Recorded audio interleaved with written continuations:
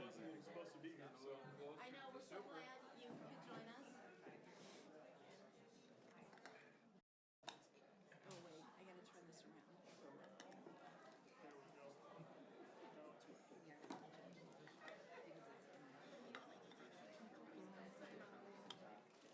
So is that how it works now? So this is not live? Okay, wait, how do I do this?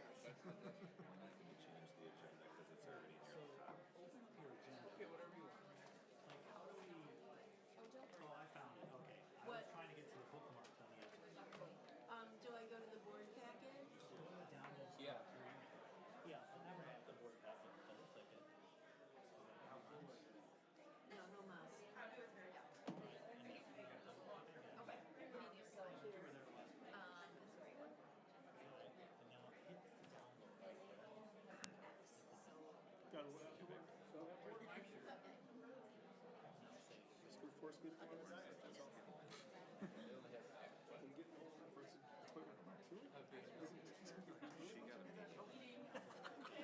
You're not gonna take That's fine. Say okay. too small for you. I'll just coast. Cool. Just coast the rest of the way. Yeah. Let's do that. Don't worry about it.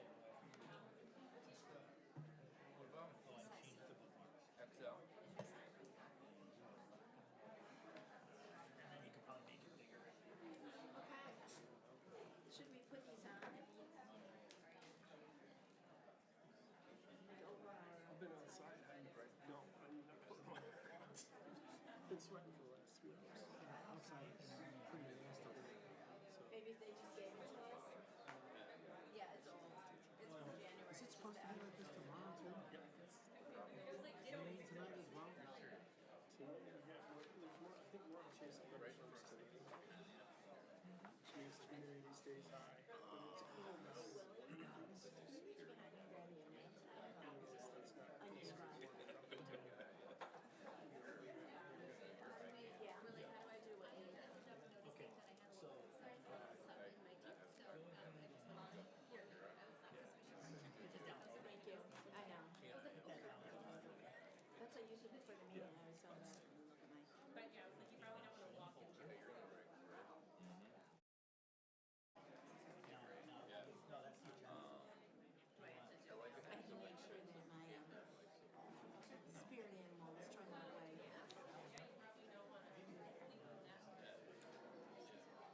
Yeah, I don't want the kids to know that.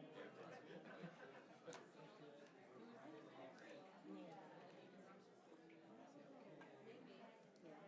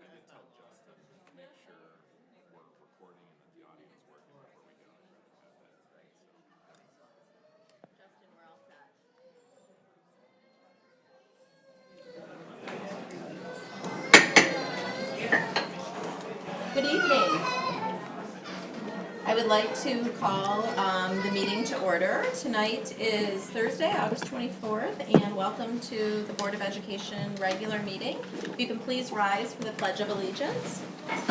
I pledge allegiance to the flag of the United States of America and to the republic for which it stands, one nation, under God, indivisible, with liberty and justice for all.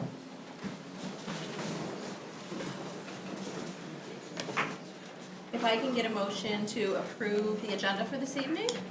So move. Support. Recommended by Mr. Smith and supported by Mrs. Roney. All in favor, say aye. Aye. Opposed? Motion carries 7-0.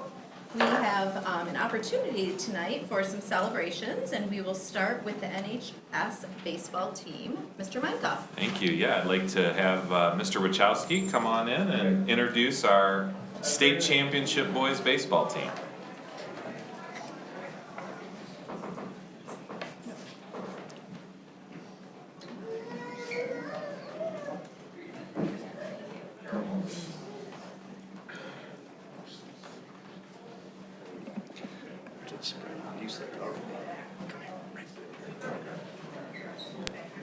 There's some seats Gonna up take in the us a front minute here to here. and- Do you want to just stand up front? Yeah, you guys can come stand up in here, up in front.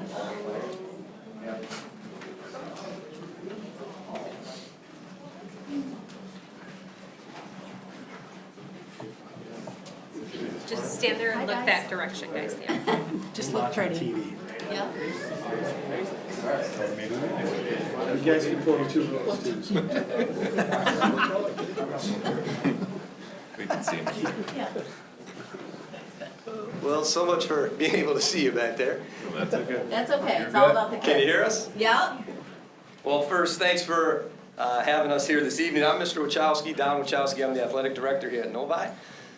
We asked to be here for two primary reasons. The first one is to celebrate this incredible accomplishment of these student athletes and coaches. And second is to thank you. Thank our Board of Education, thank our administration, thank our community for the incredible support that you give our athletic department to allow us to do what we love to do. And that was displayed none greater than this past spring by this varsity baseball team. I'm going to hand it over to Coach Green, and he's going to take it from here. Okay, thank you, Don. And thank you, Board of Education, for having us today. Before having a team like this was just a tremendous honor to be able to coach these guys. There's ingredients of winning teams, and this team, number one, I thought this team really loved each other more than any other team I've ever coached, by far. They danced together, they sang together, they did a lot of stuff together. We had dinners together, just had a great time together, and they showed on the baseball field. So this is just an outstanding accomplishment. I think I haven't been back here since 2000. I think was the last time I've been here with a team. So what an accomplishment 23 years later. So. So I want to thank Don for having us and supporting us and all the kind words he gave me there. I really appreciate that. Again, the Board of Education for having us. Before I introduce the coaches here, I just want to talk a little bit more about the team. These guys have a lot of talent. Again, I talked about the chemistry. That's a very important ingredient. And the love they have for each other. That's the ingredient for a championship team, and that's what these guys, hopefully they'll take it out. There's, I think, 11 or 12 of these guys play football. Hopefully they'll take it out there on the football fields as well. I'm going to introduce the coaches now. I got Coach Dave Beaton, 13 years of coaching here.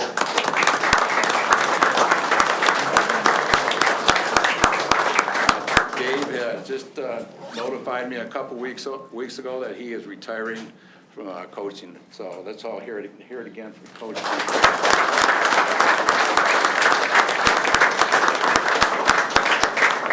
He was a great friend of mine, and there's not too many days that didn't go by this summer. Especially in the summer, we talk every morning about our plans and what we're going to do and who we're going to pitch and what we're going to do in practice. And not having Dave around next year is really going to hurt. It's going to hurt us big time, but we'll find out. We'll find a way to work our way through that. Also have my son Garrett Green here with us today.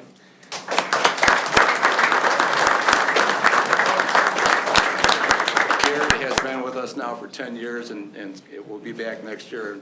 And, nothing greater honor than being able to coach high school baseball kids with your son. Also, I have Charlie Richter.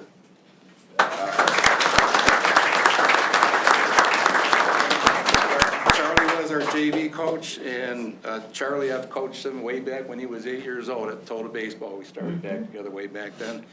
And we look forward to him, being a part of our baseball program for many years to come. Not with us today is Kevin Zach. These two guys are alumnus here at Novi, by the way. And Kevin Zach, who's not with us today, couldn't make it here today. He's a second-year coach, played on the 2010 team. So he'll be back again as well next year. And Zach Byron as well. He'll be back again this year, his second year. So, the ingredients of surrounding your people with these great coaches and these great kids, it just makes a great season, and win or lose. And we won a state championship, so that was outstanding. I'm going to introduce the players real quick. Some of them couldn't make it today. The first guy I want to introduce is our captain, Andrew Abler. He's not here today. He's packing to go to Harvard, so couldn't make it today. Next player is Jonathan Aurelia. He was a sophomore. He's a junior now. He was infielder, outfielder, pitcher. Brendan Bennett. You guys can all step up a little bit. Take one step up when I call your name. There we go. Okay.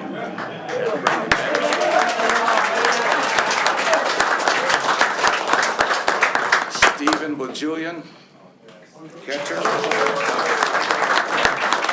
Alex Chapsky, who couldn't make it with us today. He was assistant captain, and he is attending Grand Valley right now. Junior infielder, pitcher Bowden Fernsler.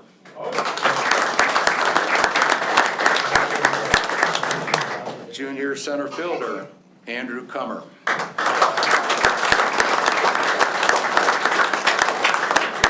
Junior right fielder, pitcher, Thad Lawler.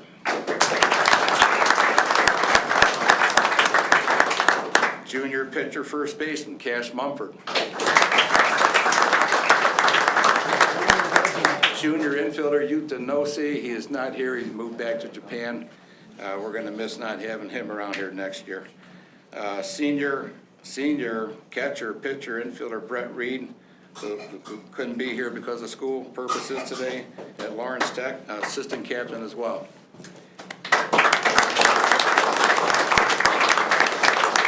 Sophomore catcher, third baseman, Trevor Reed.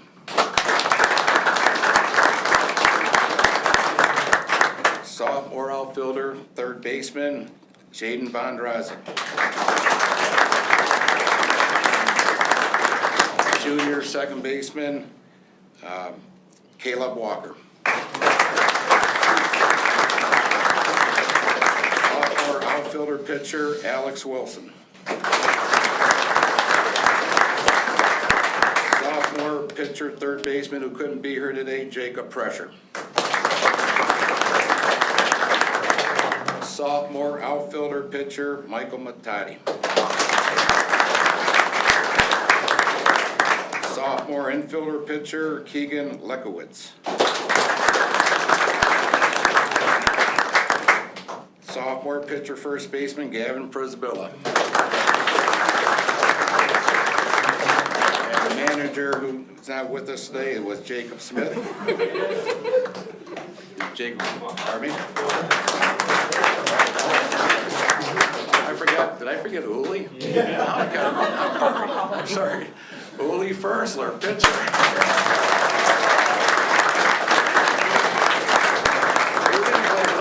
He played a little role in the playoffs for us. I'm sorry I forgot about you. Okay.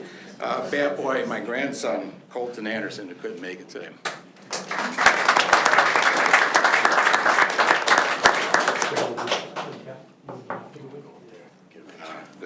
One more thing.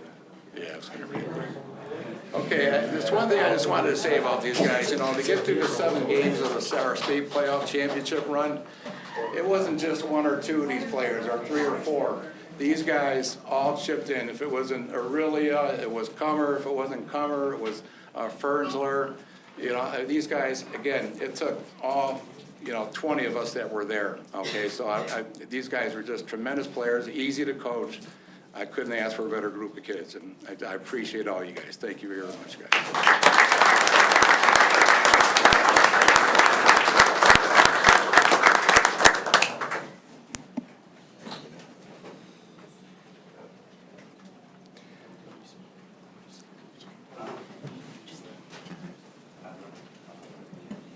No photo bomb.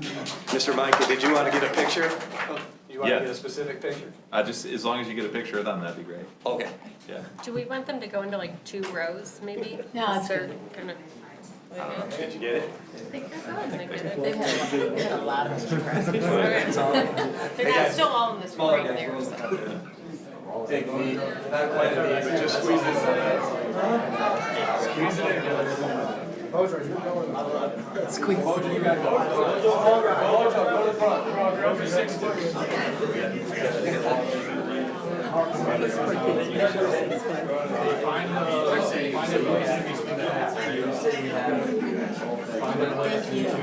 Great job.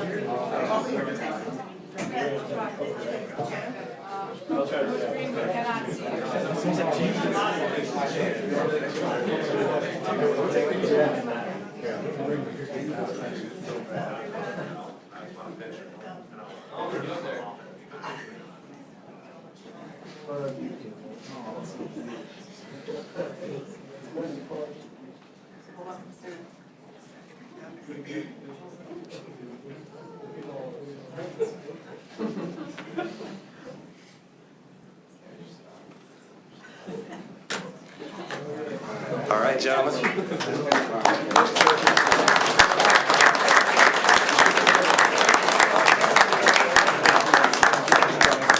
Thank you very much. Thank you. I'll see you at church. You too. Congratulations to the team and the coaches, and thank you for coming out tonight. It was an exciting run, and we were all very happy to have something amazing to watch this spring besides the Tigers. So congratulations and good luck in your futures.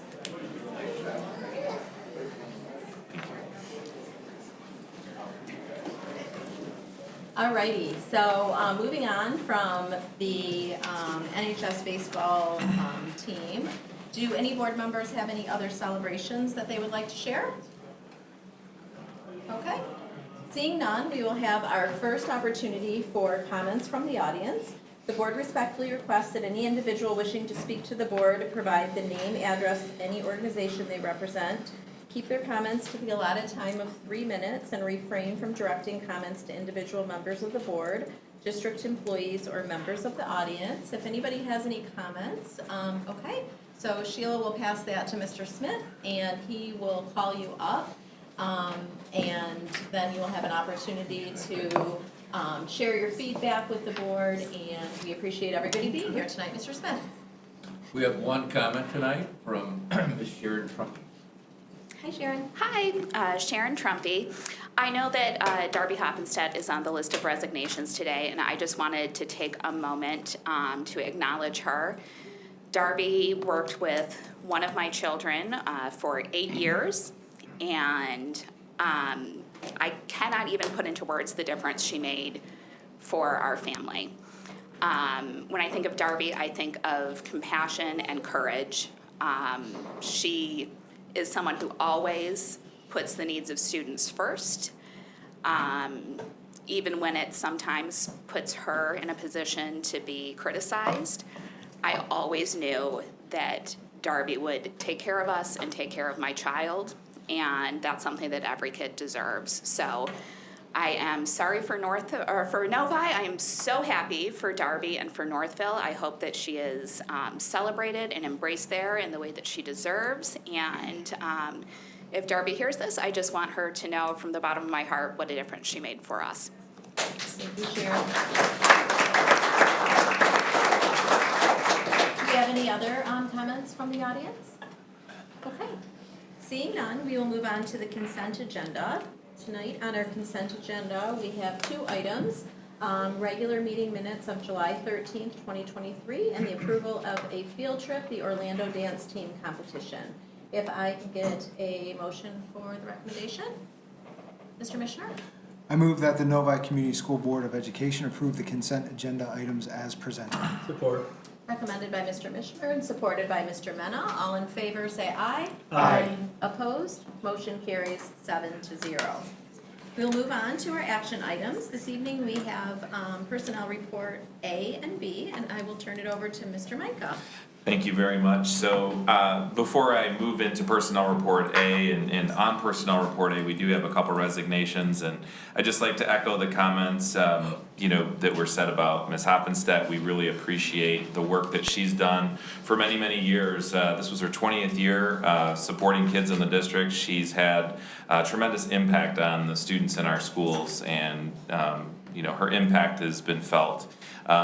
This opportunity that was presented to her is a great opportunity, and we're excited for her, but also very appreciative of the work that she did for our schools. I'd also like to just mention, and I know it's difficult because there's a number of people at different points that have resignations or retirements, but I'd just like to say thank you to Heather Burnside, who was an instrumental person in supporting me in the first year, and also just a champion for our teachers and somebody that we'll certainly miss. We're excited about the future and all that's to come with our teachers, but Heather was just a real champion, and we're excited for her to take her next step in a dream job for her working for the MEA. So do appreciate that. But one of the most exciting times is when we have a board meeting like this, and I just want to, I don't think it can be overstated the amount of work that this is a culmination of. So we have some of the most incredible people that we are welcoming into our district tonight, and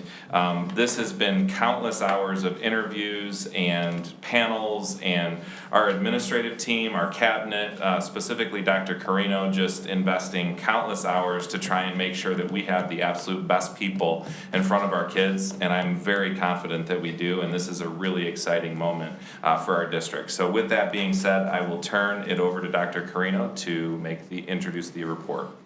Thank you so much. As Mr. Micah said, we are very excited because we have the best of the best to present to you. We had quite a few staff members the last time, and we have more today, so we are very excited to get started and let you meet them. So tonight we bring forward Travis Balo. He is a motivated and enthusiastic educator with 8 years of experience in mechatronics, woodworking design, and fabrication. Tonight we recommend him for the CTE mechatronics position at the high school. Megan Hartwig is being recommended for a 4th grade position at Deerfield. She comes to us from Plymouth Cannon Schools, where she served as a 5th grade teacher.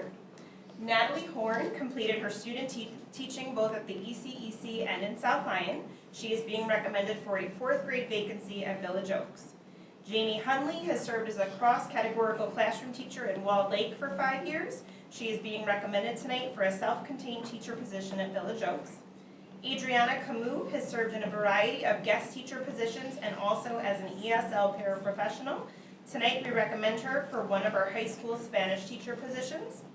Tanya Lemansky is being recommended for a resource room teacher position at Novi High School. She has previously been a special education teacher in Redford Union Schools since 2018 and Beecher Community School District for 6 years prior to that. Beth Lesko, a Novi resident, is being recommended to serve as a 3rd grade teacher at Orchard Hills. Her previous experience includes over 22 years as an elementary teacher in Huron Valley. Tonight we also recommend Dylan Lockfiler in a new position, our BCBA or Board Certified Behavior Analyst. She comes to us with direct BCBA experience from the Blossom Children's Center. Nicole McKinder is being recommended for our other high school Spanish teacher vacancy. She has over 17 years of experience as a Spanish teacher in both Bloomfield Hills and Marysville Public Schools. She is also a proud Novi resident. Allison Molding is recommended to serve as the special education resource room teacher position at NATC. She has worked as a special education teacher in Howell and a district in Florida for over 10 years. Krista Pierce previously was a lawyer and has transitioned into the field of education as a second career. She previously student taught in Ferndale and is being recommended tonight for a 4th grade position at Orchard Hills. Crystal Shunia is being recommended for the math specialist position at Orchard Hills. She has previously held a math K-8 interventionist position for the past year and has been a classroom teacher since 2007. Elise Susi is being recommended as a second grade teacher at Parkview. She has experience teaching first grade for over 12 years in both Lansing and Plymouth. Tyler Troyer comes to us with experience as a student teacher in world history and psychology. We are recommending him tonight for the social studies and psychology position at the high school. Rebecca Willens comes to us as a middle school art and technology teacher from South Lyon. She also has elementary art experience from Berkeley. We are excited to recommend her for the Novi Woods art teacher position. Hannah Wollstonecraft is a Novi resident and graduate. She has previously worked in Novi as a long-term guest teacher at Orchard Hills and completed her student teaching at the ECEC and Novi Woods. She is being recommended tonight for a second grade position at Novi Woods. Barbara Larkin is being recommended for one of the preschool teacher positions at the ECEC. She has served as a kindergarten teacher and preschool teacher for over 12 years in Troy, Grand Rapids, and Macomb Intermediate School District. Lauren Majetic comes to us with previous elementary and preschool experience in Detroit, South Lyon, and New Hudson. We recommend her for one of the preschool teacher positions at the ECEC. Cynthia Easter is being recommended for the data assistant position in ADNU. She comes to us with a great deal of secretarial experience in the Walled Lake Consolidated School District over the past 11 years. She has previously held roles such as Medicaid Secretary, Special Service Data Secretary, Elementary Secretary, and Counseling Secretary. And finally, Kenta Ruhumbaka is being recommended as our newest bus driver. She has served as a bus and shuttle driver since 2017 and is eager to get to work in Novi. We have a few retirements and resignations. Darby Hoppenstead is resigning from the position of Director of Mental Health and Wellness. Deanna Wheeler is resigning from the Director of Finance position. Heather Burnside has chosen to retire from her 6th grade teacher and NEA president positions. Dominic Liss is resigning as science teacher from the high school. Megan Pulsey is resigning from the PE and health teacher position at the high school. Sabrina Shields has resigned from the NATC and adult education program as our special education teacher and ESL teacher. Ashley Skaglin has resigned from OH as a 4th grade teacher. Emily Satterfield has resigned from the ECEC as a preschool teacher. Jill Vargo has resigned from St. Paul as a shared time teacher. Patricia Miller has retired as a special education para. Sandra Timmer, the Deerfield administrative assistant, has also resigned. And Kelsey Gout would like to take a first-year child care leave of absence. She's currently a Novi Meadows school social worker. And Chandra Matafari would also like to take an association leave and was previously a health teacher at the high school. And I would just like to echo Mr. Micah's sentiments. We wish Darby very well in her new position. She will definitely be missed. It has been a pleasure to work with Heather Burnside so closely this past year in my first year in my position, and so I wish her well in the NEA, and I'm really looking forward to working with Kim Osmondson. And also we'd like to wish Deanna Wheeler well in her new position and thank her for her service to Novi. That is Personnel Report A. Thank you, Dr. Carino. That's a mouthful. If I can get a motion for the recommendation, please. Mrs. Roney? That the Novi Community School Board of Education adopt the personnel report recommended as presented. Do we have support? Support. Recommended by Mrs. Roney and supported by Mrs. Bojwine. Do we have any comments or questions regarding this? And then we'll kind of flip back to Dr. Carino to introduce some of our new staff. Yeah, Mrs. Bojwine? It's been mentioned a couple times already, but I, pardon me, I would love to thank Mrs. Hoppenstead for her many years of service here. I have interacted with her a number of different times and always found her to prioritize the needs of our students over what was always maybe like the easiest path. She was willing to always evaluate a situation thoroughly and determine how can she best be of service. And I think there's a lot of people that do a lot of good in our district and in the field of education, but Mrs. Hoppenstead to me has always been a shining example of the selfless service that this job so often requires. So thank you to her. And also to Mrs. Burnside, who I think has done an excellent job here as well. So thank you. Thank you. Do we have any other comments or questions? Okay. I would just like to say thank you to all of our retirees and resignations. You know, we never know all the stories, we being us, and I think that there's probably some people on here with some great opportunities in their future endeavors, and it's just part of their work journey. So we appreciate all the work that they've provided in our district and serving our students, and we're very excited to welcome our new Wildcat family members. So thank you. Seeing no other comments, I think we're ready for a vote. All in favor, say aye. Aye. Opposed? Motion carries 7-0. I'll turn it back over to you, Dr. Carino. Thank you. We have many of our new hires today with us, and so I would like to introduce Travis Balo.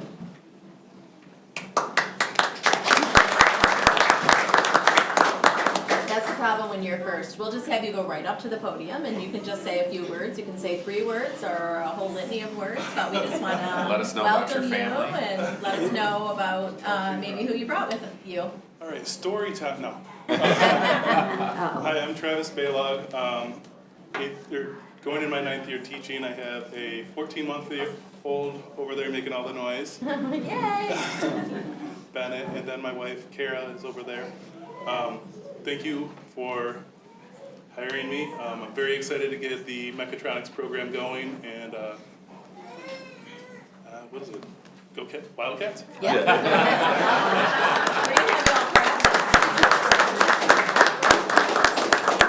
Natalie Horn. Hi everyone, I'm Natalie Horn. I have my husband Max here with me today. I'll be teaching 4th grade at Village Oaks. Yes, and I'm super excited. I student taught here at the ECEC, so I'm very happy to continue working in the district, and it's a great district, so I'm super happy. Thank you.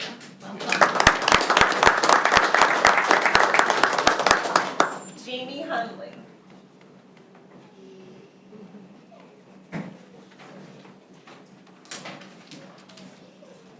I'd like to point out their whole family is decked out. I know. Here. That's good. Hi, I'm Jamie Hunley. I'm coming from Walled Lake Schools. I've been a special ed teacher there, and I'm excited to come to Village Oaks. My daughter's a 1st grader, my son will be a kindergartner, and we live in the neighborhood, so we're really excited. Welcome.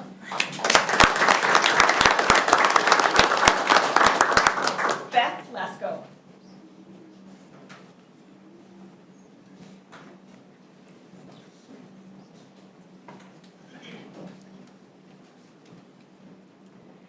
Hello, I'm Beth Lesko. My husband Ryan is here supporting me, and our middle schooler is at home supporting me, and our class of 22 graduate is supporting me at Grand Valley, I hope, instead of doing other things. I come with 25 years experience from Huron Valley and St. Ben's in Waterford, and I'm joining the Orchard Hills team in 3rd grade, and I'm super excited to be here. Thank you. Welcome.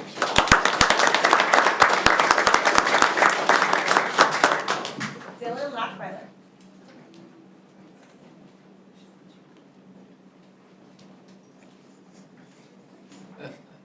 I don't know. Hi. I'm Dylan Lockbuehler. I'm the new BCBA. I'm extremely excited to be in the position. It's been a goal of mine since 2015 to work for schools. I'm so excited to work with all the other people in the district to help serve our students. So I brought with me my little girl Skylar and my son Wendell, my husband, my parents, and my in-laws.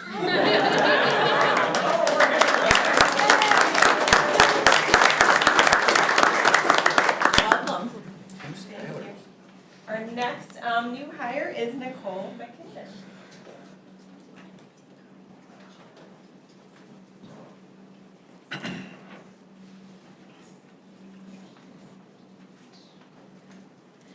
Hello, my name is Nicole McKinder, and I come here with 17 years Spanish teaching experience from Bloomfield Hills.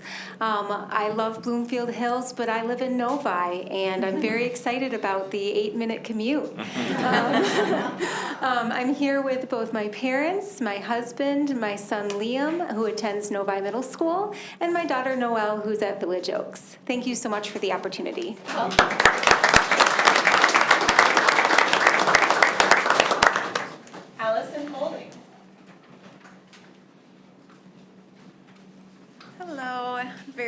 meet you all. I am very happy to be here. This is my daughter Lila, and she will be entering kindergarten this year in the Novi district. My son Wade is 2, and he had to step out with my husband Alex. But I come to you with 10 years experience as a high school special education teacher and a middle school language arts teacher. I'm very happy to be joining the Novi ranks and working at the NATC as a special ed teacher. So thank you very much. Welcome. Crystal Strunier.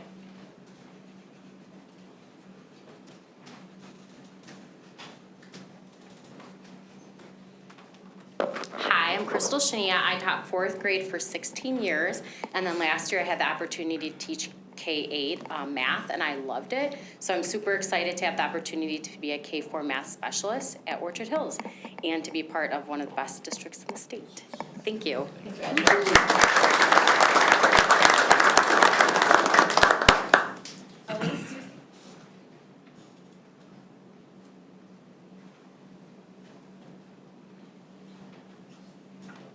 Good evening. Thank you for this opportunity. I come with 12 years of experience teaching 1st grade in Lansing and Plymouth, so I'm really excited to try my hand at 2nd grade and with the awesome team that I've already met at Parkview. And my husband is at home with my 2 littles. My daughter will be joining me at Parkview going into 1st grade, and my son is 1.5, so he's not quite ready to be a Wildcat, but he will be one day. So thank you so much.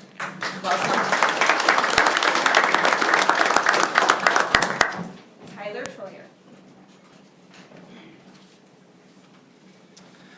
Hello, my name is Tyler Troyer, and I'm going to be doing the social studies and psychology position at the high school. Sorry in advance, I went to Northville. I did my student teaching there. Sorry. But super excited to kind of get off and running. I'm very active coaching football at Northville and varsity team. I coached baseball there last year. So I'm happy to get involved at Novi for my first kind of big job. So I'm very excited to be here. Thank you guys.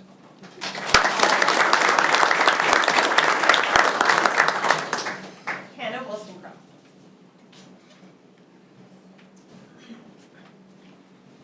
Hi, I'm Hannah Wollstonecroft. I was born and raised here in Novi. For the past 5 years, I've been a part of the CARE program, and more recently, I did a long-term subbing experience at Orchard Hills, and I'm really excited to continue my experience in Novi, working 2nd grade at Novi Woods.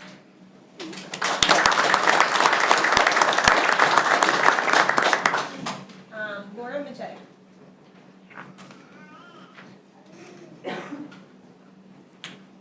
Hi, I'm Lauren Majetic. I'm coming from 4 years in Detroit, and I moved a little closer, so I'm excited to be joining the family at the Early Childhood Center. Thank you. Welcome. Last but not least, I'm not sure if I see Kenta Ruhambika. I do not think they're here. Okay. Thank you. Thank you. Welcome, everyone. So I know the littles are probably tired and it's hot in here, but we are going to go to report B just because there's 2 administrators being hired, and we would love for you to see them and know that they're a part of your Wildcat family. And then we'll take like a 3-minute break so you can, if you choose to stay, fabulous, but I'm guessing it's like past bedtime for some kiddos and you guys can scoot out and get some fresh air. So I will turn it over to Mr. Micah. Thank you. Very excited again on this personnel report. I think people look to our district to lead the way, and very excited about just the innovative thinking of our team and the the willingness of our district to really support school safety. This is an effort to think outside the box, and so we're bringing a person who does not come from the educational world, but has come from the places that will be able to protect us at a very high level. So not a lot of districts have supervisors of safety and security, and I think this is an opportunity to kind of set a trend. So I'm very excited about that, and it's been a long time coming, I think, that our high school be fully staffed and have the support at that building that they need. It's a very large building, and we're really excited about the person that you're going to meet tonight, so I'll let Dr. Carino do the honors. Thank you. We are very excited to bring forward these 2 administrative hire recommendations this evening. Dennis Heisman is being recommended for the Supervisor of Safety and Security position. He is an experienced school resource officer from Port Huron who has also served as a police officer since 2010. He's an adjunct instructor teaching courses on criminology, homeland security, and juvenile delinquency. He has many related certifications and has served as a defensive tactics instructor, evidence technician, and a cadet mentor. His background has thoroughly prepared him to serve in this new role. And Jackie Smith comes to us from Texas, where she previously served as an assistant principal. Prior to that, she has worked as a special education administrator and an assistant principal in Missouri. She has direct experience supervising teachers, providing support with professional development planning, working with families, and facilitated school-wide PBIS and restorative practices work. She is extremely qualified to be recommended for the high school assistant principal position this evening. Thank you, Dr. Carino. If I can get a motion for the recommendation, please. Mrs. Beaudoin? I move that the Novi Community School District Board of Education approve the above hires and in addition approve their 2023 to 2025 administrative contracts. Do we have support? Support. Recommended by Mrs. Beaudoin and supported by Mr. Mishner. Do we have any specific questions or comments? Okay, seeing none this evening, I think we're ready for a vote. All in favor say aye. Aye. Opposed? Motion carries 7-0. I'll turn it back over to you, Dr. Carino. Thank you. I'd like to welcome Dennis Heisman to the board. Good evening. Thank you very much. I'm super excited. I'm starting on Monday, finishing up my career as a police officer tomorrow, and Monday I come to the education world. So I spent the last 16 years as a police officer, 14, sorry, and then the last 6 I spent at Port Huron Area School District as a school resource officer, overseeing their safety and security, and yeah, it's time to switch teams and come work in the school district, and I'm looking forward to joining a team that's really far in advanced right now in school safety and security. And tonight I brought with me my wife Alicia, my daughter Skylar, and my son Dakota. They've been super supportive in all this, and I couldn't do it without them, so thank you very much. Welcome.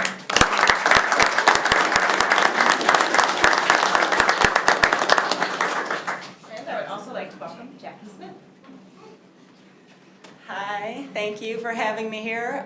Jackie Smith. I brought with me this evening my mom, Karen. My husband is out of town for work. My daughter, Avery, and my other daughter, Parker, who is thrilled to be on TV right now, or see me on TV right now. As Dr. Carino said, I come with 11 years of teaching experience in special education. I taught high school and middle school, and after that I have done both K-12 administration district-wide and a building administration as well. I'm thrilled to be part of this team. I really stand behind the beliefs of Novi. Through this process, I really have realized that the further along I got, this really was the right fit for me, and I'm thrilled to have been approved on this board. You know, already in the short time that I've been here, this community has shown me that they're a community of unity, a community of opportunity, and just an overall inclusive opportunity and community, and I'm thrilled to be part of that. So thank you for welcoming me to the Wildcat family.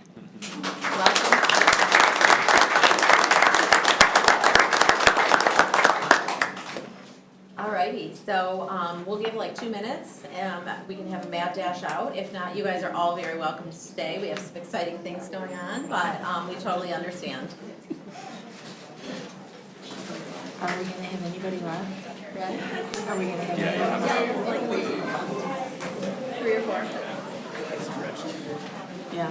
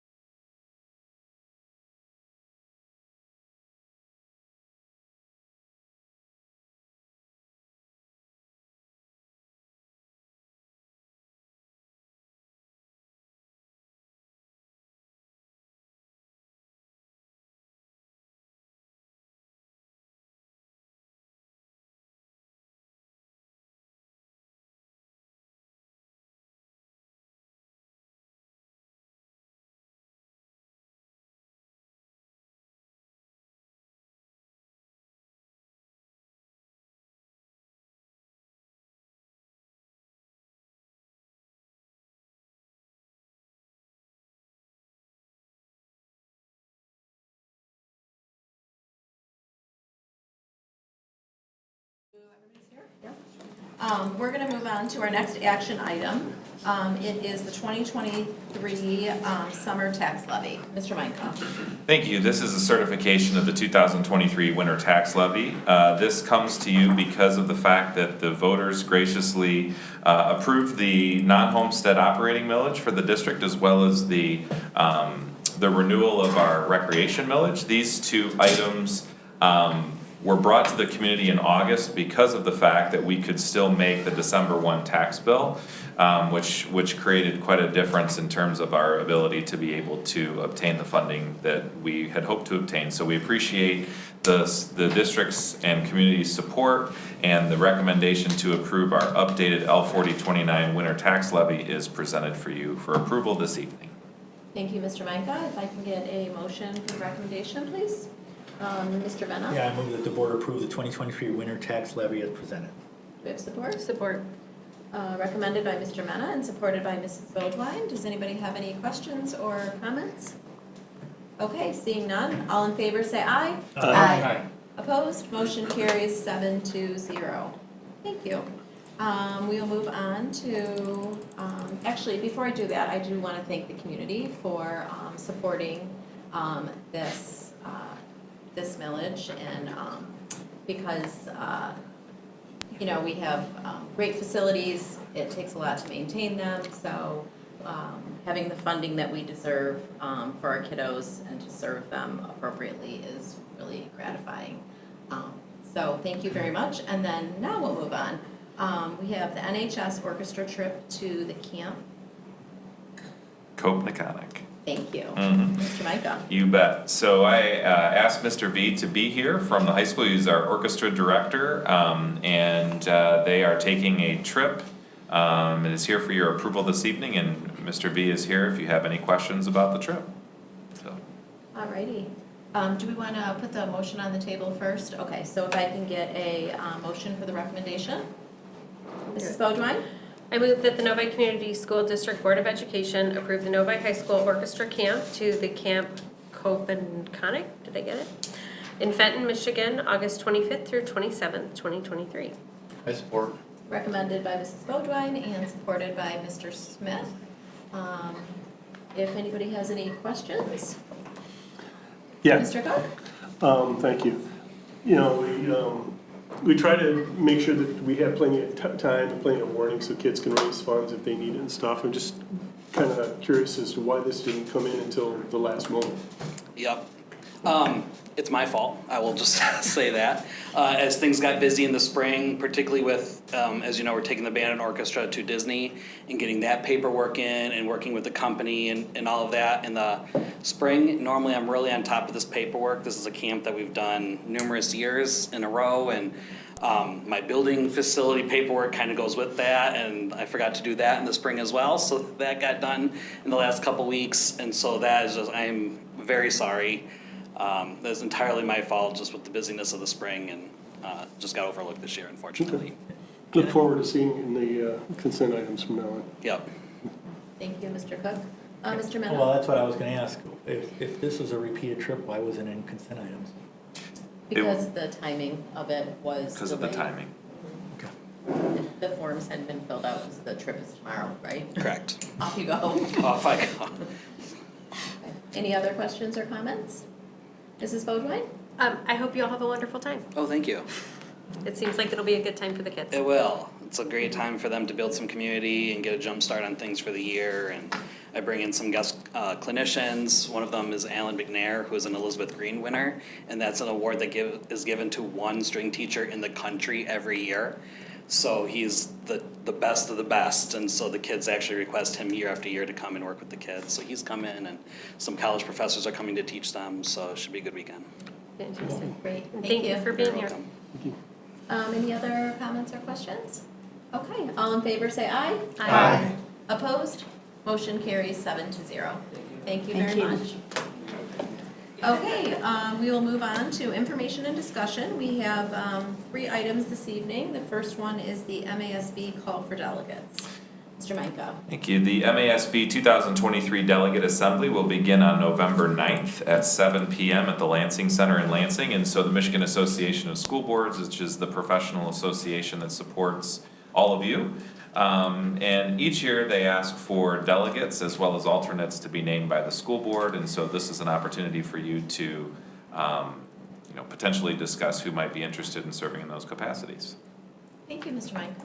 So, just as he's pointed out that there will be a conference, it will be Thursday, well, it's actually longer than Thursday, November 9th. The November 9th is the delegate assembly, so think of representatives from each district getting together at a state meeting, and they need delegate votes to, make policy, change their bylaws, make recommendations, look at their budget, all of those things. So if anyone is interested in serving as a delegate, you can either let me know now, or you can just get your name to me within the next week or so, and we'll get it to Sheila. Usually what happens is, if anybody knows that they're gonna go, we will put you on as a delegate, and then the rest of the people will be put on as an alternate. I know that I've gone one time when it was in Traverse City. I think that Mr. Smith has gone or tried to make it work with the schedule, because in the past, it's either been Traverse City or Grand Rapids. The good news is this is a lot closer, so it may give opportunity for some of our trustees to participate. So, does anybody know that they want to go or are able to go right now, and it's not pressure? Please don't feel like I'm putting you on the spot. If you do, let me know, and then if not, you can get back to me. Okay.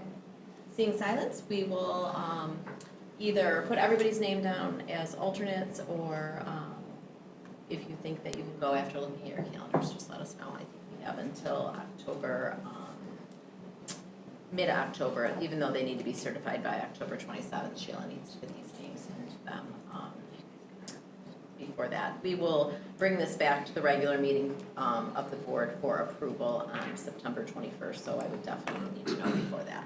So, okay. Moving on, we will move on to our plow truck purchase, and I will turn it over to Mr. Mike.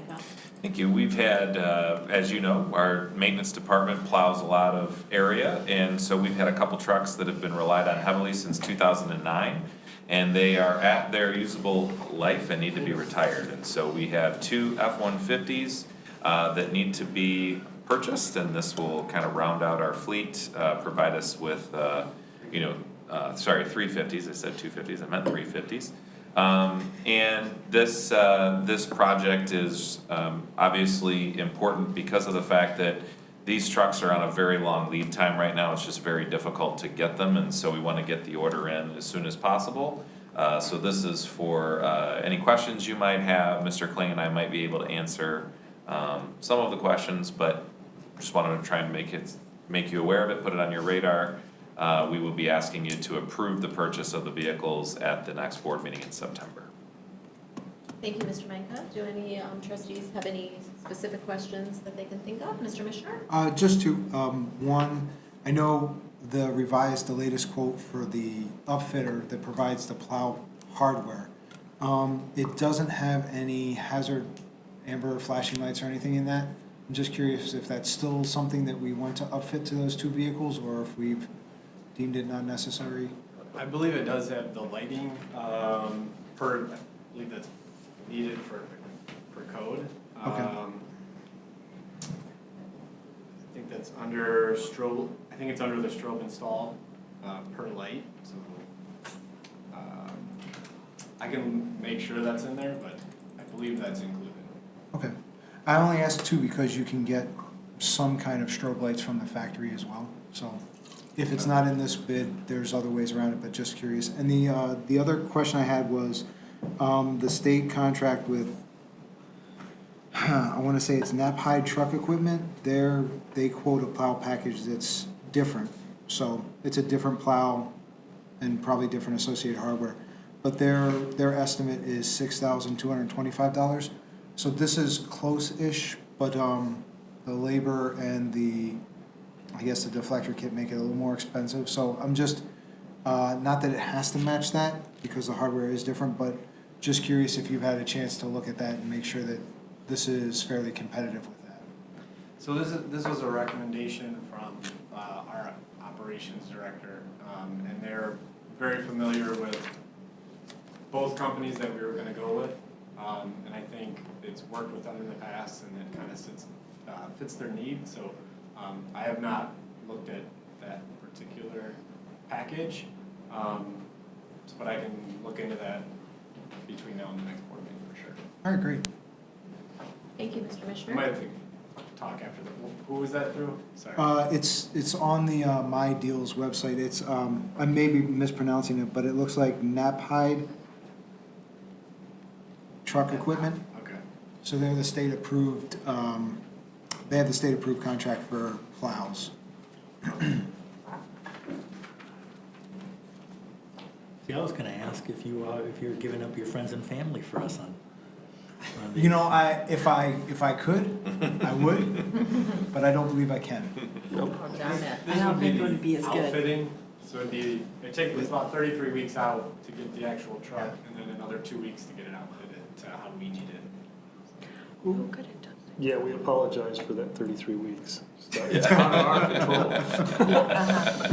Mrs. Roney? Just a quick question. I'm reading and I'm trying to figure it out. Is it diesel or is it regular gas?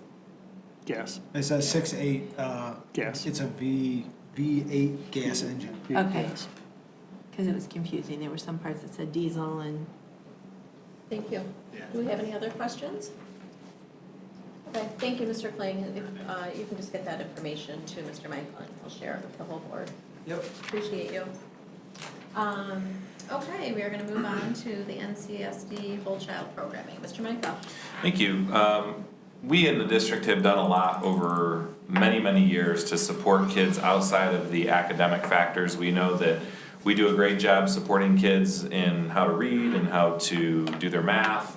But there is a whole lot more to a child and also factors that impact their learning. And so in the district, we've had a lot of things that have happened in different pockets, and we're trying to bring a little bit more clarity and coherence to how we support kids in a variety of ways outside of those academic factors. And so want to introduce a program to you a little bit tonight that we're considering, and then also share a little bit about what we currently do and what some of our vision and plans were. I'll let Mr. Jeremini say a few words and then turn the presentation over to him. Thank you, Mr. Micah. As I've shared before, the teaching and learning team is individuals with a number of set responsibilities, but we also work as a team and share. And so one of the projects that Mr. Combe has stepped up and taken on right now is the whole child education project for Novi Community School District. He is our Director of Curriculum and Assessment, so this fits some of what he's doing. And he's prepared just a brief presentation, an overview for you to get some more information, and obviously an opportunity to ask some questions. So I'm going to bring Andrew up to the podium. All right, let's see if I can manage this without technical difficulty. All right, that was smooth. All right, hey everybody. Thanks for having me here tonight. Talked quite a bit with the TLD department and Mr. Micah over the last few weeks, and wanted to kind of get a sense, share a sense with you of what we wanted to do with this concept of a whole child education. So we kind of put this together as a way to visualize some of what it is that we are doing. I had to say something about it, didn't I? Nice. I had to say it was going to work. Well, we have problems with that every once in a while. No signal. Is it a bad cable? Oh, there we go. So what this kind of represents is, and what we wanted to do was sort of encapsulate a lot of what it is that the district has done over the years. So we have a lot of initiatives that the district has put in place at various different buildings that attend to, the non-academic side of teaching kids. But they happen, more or less in this building or that building. Many times the buildings do things independently. It may go with the leadership of the building or leadership of grassroots efforts in that building. And so we've started to kind of look at how can we kind of make something that's a little bit more systemic and a little bit more guaranteed, so that if your child goes to school in one of these buildings, we're able to better know every Novi student is going to experience these things, right? So we kind of looked at this idea of 5 kind of components that we would say kind of lead to the development of a good student well-being, right? So we're looking at positive mental health and well-being. So we've got here social emotional learning, character education, PBIS, physical health obviously, and executive functioning. So we're gonna look at kind of how we're envisioning each of these elements. So I know this is kind of hard to read, but I'll help us through it. So for our purposes, when we talk about socio-emotional learning, we are talking about the development of self-awareness, social awareness, emotional regulation, skills that really are vital for school and the workplace. We're seeing more and more employers demanding these kind of skills so kids can work on teams and in leadership roles and handle stress and things that they don't expect in difficult situations. So this would be any initiative or content that we're trying to teach to kids that builds this emotional intelligence, resilience, well-being, right? You'll notice as I go through these are overlapping. They do connect to each other. It's very hard to draw a very straight line between all of these. So when you look at, for example, character education, this leans a little bit more toward traditional kind of civic virtues, right? So how do we, as a community, build into students the kinds of things that good citizens need to be able to work and live together, right? So you'll see things like pretty universal ethical values, civic virtue, justice, respect, responsibility. So those are a little bit more, a little bit further away from focusing purely on emotional well-being and a little bit more on the social part of socio-emotional learning. PBIS, some of you may be familiar with, positive behavioral interventions and supports. This is a system, a framework. It's kind of like the MTSS system or RTI if you've seen the three-tiered system. But this framework is really about how do you, as a school building, promote and define the kinds of behaviors you want to see in students. So this can be everything from, how do we talk to each other, to how do we walk in the hallways, and how do we act in the bathroom, and it can be pretty basic things to help kids get by. But it can also be individualized, so you can go from tier 1 for everybody to tier 2 or 3 where kids are struggling and have individual supports. So you might see PAWS or HEART or POWER, these different acronyms at different buildings. That's part of what they're doing there. This is supported and required by state law. Physical health, obviously, we're always trying to focus on this. So beyond, PE courses and things like that, we're looking at, increasingly, how do we connect body and mind? This is a challenge for a school system that is designed, to look a lot like it has for the last 50 to 100 years. But that's kind of our goal now, is how do we make this connection more clear and attend to it. So you might see just increasing physical activity in the classroom, increasing pedagogy that uses movement, encouraging play. Playworks, for example, would be part of this. And then obviously attending better to nutrition, health plans, all of that would be part of this. And then you'll often hear people talk about executive functioning. So executive functioning is kind of all the mental processes. It's the air traffic controller of your mind, right? All the processes that allow you to kind of focus your attention, juggle different tasks, stay focused when there's a distraction. You'll often find students, who struggle, maybe their grades aren't what you think, and it's not because they aren't capable of achieving that academic content, it's because they may have some executive functioning challenges. So we've got to look at how do we mitigate those things so that they can do, what they're capable of doing. So those are kind of the 5 sort of pillars that we're looking at being part of what we think of when we think of whole child education in Novi. So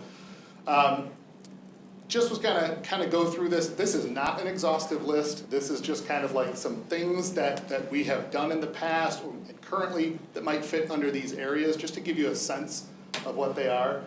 Like I said before, it is very difficult to say this falls exactly just under this category and not others, because they do kind of, branch out. But so for social emotional learning, we have second step that's practiced at our kindergarten to early middle school levels. If you hear people talk about trauma-informed teaching methods, that would fall into this area. You Matter at the high school, mindfulness, restorative practices, the counselor's use of the Trails program. These are all things that are helping with both kind of emotional regulation and well-being and social connection and well-being. PBIS, as I mentioned, this is your HEART, your PAWS, your kind of what are the rules and rewards. So you'll oftentimes have your kid come home with PBIS rewards. I'm sure you've all heard of the bucket fillers at some point in an elementary school. This is all part of PBIS. Leader in Me that we used to do would have been connected to this. For executive functioning, we do a lot of different things to try to improve executive functioning. A lot of this can be done through our advisory or win time as individual teachers are trying to develop plans for their class and individual kids. PBIS expectations can help with this as well. Second Step connects here. This is where you'll see our continuum of services with 504s and IEPs, really customizing the needs for students. And in the last few years, we've really leaned into universal accommodations that teachers would give to help with students whose executive functioning doesn't allow them to achieve super easily without a lot of extra supports. Physical health, recently, we've done a lot with Playworks, and outdoor learning spaces would kind of be connected with this area, and then obviously district nurses helping with health plans and making sure every kid gets what they need and we have the ability to provide for them. And food service with, when you look at the kind of options and nutrition focus that our food service continues to provide, that's always evolving. With character education, this one's a bit of a question mark. We used to do Leader in Me at most elementary buildings and have stopped doing that. You could certainly look at some of the PBIS stuff there. You could look at social studies education there, but we haven't had a systemic district approach to this yet. And this is something that we were kind of looking at, how to fill this gap. So I did kind of a look at all the different SEL, character ed, all these different programs that are out there, and there are hundreds. And they all focus in slightly different ways, and they range from, a few $1,000s to $500,000 or more to do. Where we kind of landed was a program called the Positivity Project that is based off positive psychology. So I used to teach psychology in high school, it's one of my favorite jobs. And positive psychology is a newer, most of the history of psychology is based on deficits. What's wrong with you? What are you not able to do? How do we fix those things? Positive psychology in the last 20 years has really tried to focus on what seems to work. When you identify happy, healthy, resilient adults, what do you find are the characteristics that make that up? And so it is a science, it is based on that, and that's what this program does. So their mission really is to focus on relationships. One of the things that positive psychology has identified is that relationships seem to be the most important thing in terms of well-being. So when we look at our teens that have anxiety and grief and depression, all these things, one of the things that seems to be the most powerful mitigating factor is having connections, friends, whether it's adults or peers. And so their focus here is to make sure that you build those relationships. That's what builds these kind of resilient, happy kids. So they really focus on these 24 characteristics. This kind of speaks to what I had just mentioned before, this idea of relationships building resilience, and again, based on science. I can make sure this is available to you guys afterwards. So this diagram here from Positivity Project kind of helps you see what it does, and it does stretch beyond, purely character ed. It kind of has a foot in a bunch of different areas, which we'll show you. But so they have this idea of relationships being the most important thing, this other people mindset. And so you'll see that in the center, but then you'll see off to the left this idea of understand and appreciate others. That's the kind of social part of what social emotional learning might be. And then the self-awareness and self-confidence part on the right is more about your own awareness of what your needs are, what your emotional state is, things like that. So this connects across a bunch of these. Don't worry, you don't have to memorize any of these. We're going to make sure, if we're able to do this, that kids will learn these. But these are 24 character strengths that have been supported in research as being highly correlated with this kind of well-being and resilience that you see in adults. And you'll notice that these are not necessarily super complicated, psychological terms. Things like curiosity and a love of learning, perspective, teamwork, persistence. These things all kind of connect with what we want to see in a graduate here from Novi schools.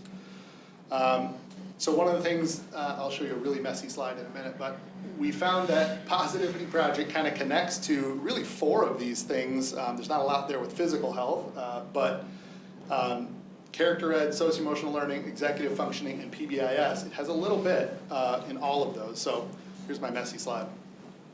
There's a method to this madness. So if you look at these kind of 6 terms, these are employability elements that we find that colleges and companies are saying this is what is missing in a lot of our students.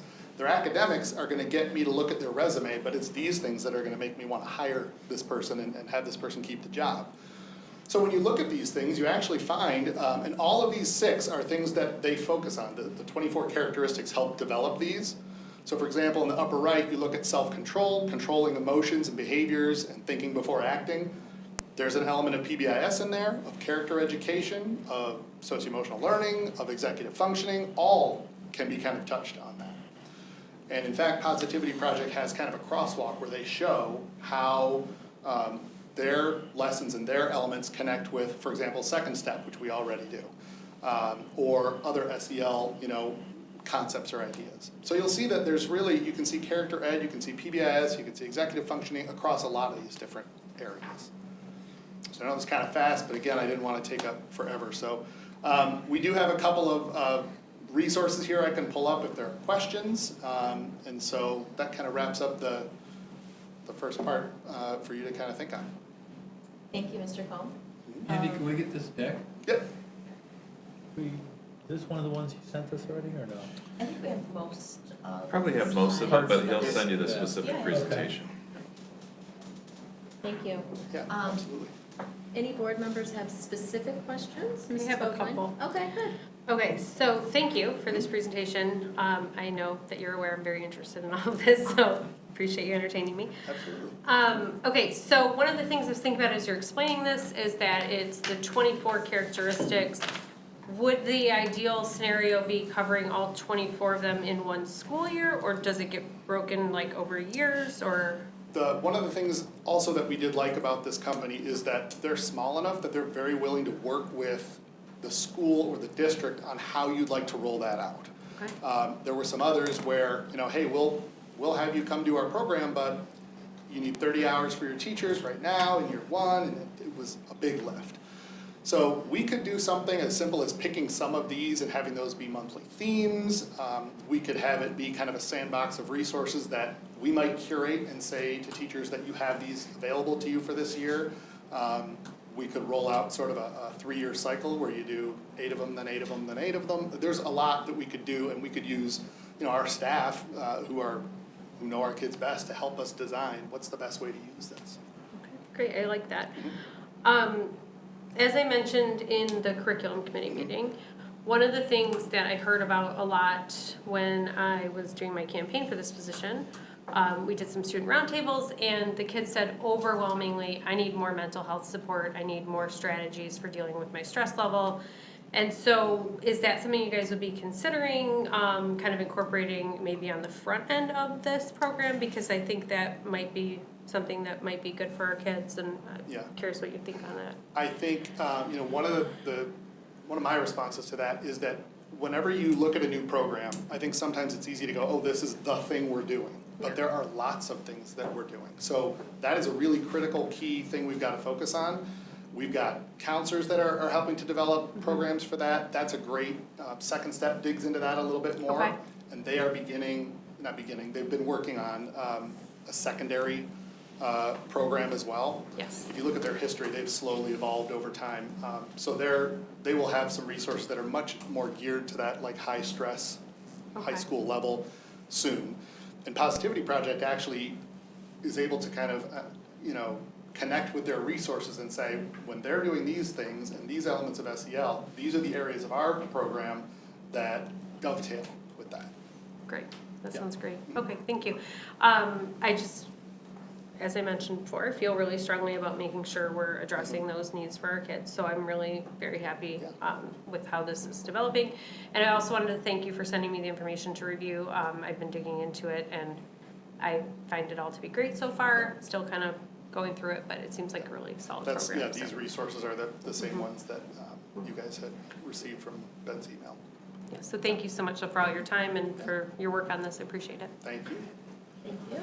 Any other questions? Mr. Smith, please. Logistically, Andy, when would this be taught? So there's this would go to that point that Betsy had asked about. We've got a lot of flexibility with it. One great thing about it is it is absolutely off the shelf, like lessons. Teachers don't have to do a lot of development of it. You can hand it to, I mean, you could teach it tomorrow. Tom Smith could But teach is it it tomorrow. 8:20? I mean, like. So in terms of when, this is something we could decide. So we could say we want some element of it in our advisory programs, 8:20, maybe in wind time or homeroom. There are 5-minute lessons that could be, you know, if you're an elementary teacher, you might pick some different times in transitions or after transitions that you use them. You could pull them in at times that are appropriate based on what kids are working on in social studies. If you're learning about family or community, you might pull it in. So I would really lean on having our teachers in our buildings help develop when is the best time to do this. Because it really is, it's tough. One of the things you'll hear, well, if I have to add this to the curriculum, what am I taking away? Right. And the reality though, we know that no matter what it is you're teaching, if your kids aren't regulated and feel like they belong and connected socially, they're not getting any of that anyway. So we've got to find out, how do we make sure we get this bare minimum amount in here so that kids can feel good? And in many cases, this is going to, you know, work well or support what's already happening in the classroom, especially with like social studies or health instruction, things like that. So my follow-up, and if it would be included in what you send us, that would be helpful. And I'll guess and you can clarify. Sure. If it's off the shelf ready, so then Positivity Project as a firm is supplying the curriculum. Yep. So it would be interesting to me, before I would say I love this or I hate this, would be to get a taste of. Yes. Because there's some obvious, you know, red light Yep. possibilities. What do they say about abortion? What do they say about when it says justice? Okay, is it justice like it's cool to go in and steal whatever you can fit, as long as it's under a certain dollar amount, you're not gonna be prosecuted, or is stealing wrong? Right. So those are the things, Yep. if we're gonna actually go to an area where some parents might say, hey, you know what, I'll teach my kid right and wrong, because your definition of social justice isn't mine. Right. If we're gonna go there, I'd like to see a little bit more of Sure. what their.